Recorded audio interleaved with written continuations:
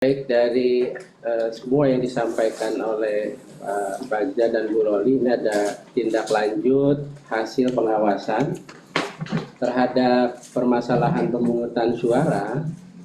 Jajaran pengawas pemilu menyampaikan tindak lanjut, ada 4 hal ya, tindak lanjut hasil pengawasan.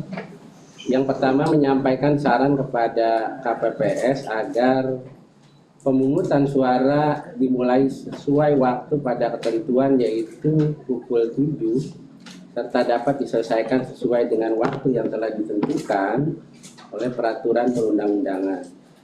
Kemudian melengkapi perlengkapan berupa alat bantu disabilitas netra ya di TPS. Kemudian melengkapi adanya logistik pemungutan suara yang tidak lengkap sebelum dimulainya pemungutan suara.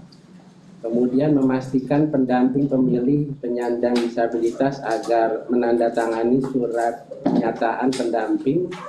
Dia ada formulir model C pendamping KPU.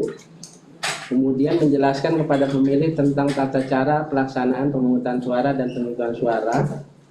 Dilanjutkan papan pengumuman DPT dipasang di sekitar TPS dan menandai bagi pemilih yang sudah tidak memenuhi syarat, dan memastikan pemilih kasus menggunakan hak pilihnya sesuai dengan domisili kelurahan dalam KTPL dengan memperhatikan nilai-nilai menjaga hak pilih. Kemudian yang kedua, menyampaikan saran kepada saksi agar tidak mengenakan atribut yang memuat unsur atau nomor urut pasangan calon atau partai politik, kemudian atau DPD, dan menunjukkan surat mandat tertulis dari tim kampanye atau peserta pemilu. Yang ketiga, menyampaikan saran kepada para pihak agar tidak melakukan tindakan yang mengarahkan pilihan pemilih dan tidak intimidasi kepada pemilih dan atau penyelenggara pemilu di TPS. Kemudian yang keempat, melakukan pemeriksaan dan pencermatan melalui menyampaikan kepada pengawas pemilu kecamatan untuk memeriksa dan mengkaji dugaan pelanggaran pemilu terhadap pemilih yang menggunakan hak pilih lebih dari 1 kali, dan kemudian menghentikan sementara proses pemungutan suara, menyampaikan kepada Panwas Kecamatan, kemudian pengawas pemilu kecamatan melalui pleno mengenai surat suara yang tertukar dalam rangka mengeluarkan rekomendasi untuk menyelamatkan suara pemilih.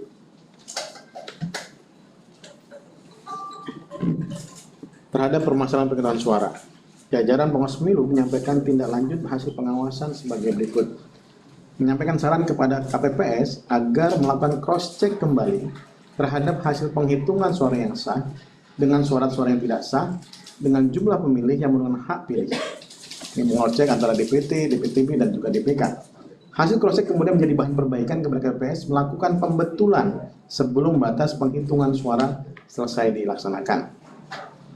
Dan memastikan sirekap tidak dapat diakses oleh pengawas pemilu dan atau masyarakat. Jadi ada yang pada saat penghitungan kita tidak dapat mengakses misalnya sirekap di lapangan. Kemudian menyampaikan saran kepada KPPS, saksi dan masyarakat untuk dapat menyaksikan proses penghitungan secara jelas. Karena di TPS semua proses itu harus terbuka. Tidak ada kemudian dengan alasan gelap kemudian tidak bisa terpantau, tidak bisa terlihat surat suara yang sudah tercoblos atau tidak. Kenapa demikian? Karena harus dipastikan surat-suara tersebut tercoblos atau kemudian tidak sah atau coblosannya 2 kali atau 3 kali. Itu juga perlu, ataupun beberapa kali. Ada juga yang menarik sampai ada yang melubangi misalnya, melubangi surat suara. Ini sah atau tidak? Kenapa? Ini biar dipastikan nanti hasilnya seperti apa.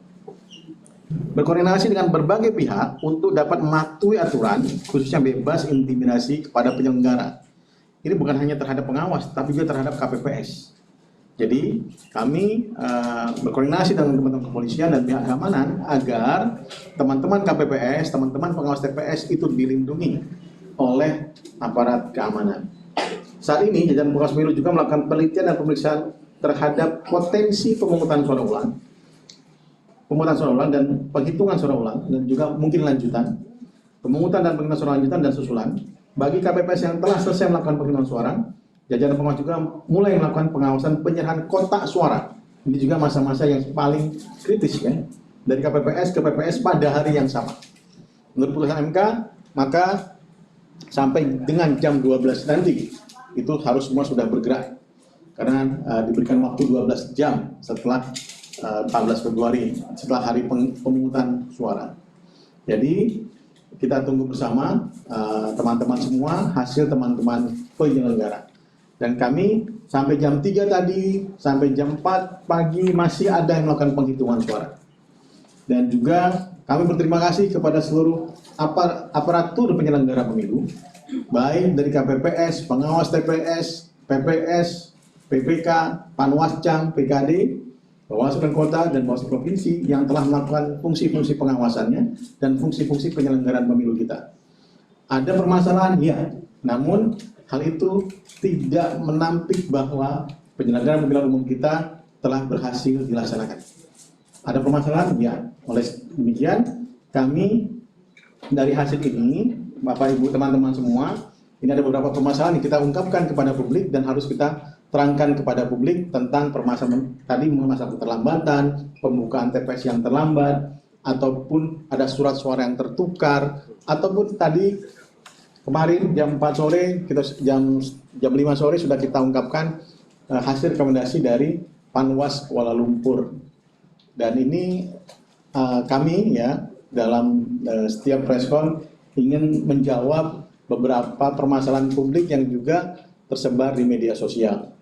Dan sekali lagi kami berterima kasih kepada penyelenggara pemilu, teman-teman kepolisian, dan juga aparatur keamanan, dan juga pemerintah pusat dan daerah yang telah kemudian bekerja sama bersama-sama menanggulangi berbagai permasalahan yang terjadi di TPS.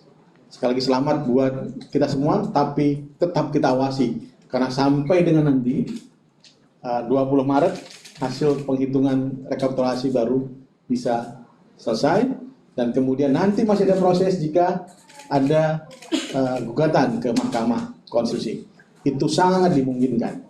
Dengan demikian, karena proses undang-undang juga memberikan hal demikian, kita tunggu dan kami sampaikan kepada penyelenggara pemilu agar tetap melakukan tugasnya dengan baik, karena tugas kita belum selesai di Indonesia tahun 2024 ini.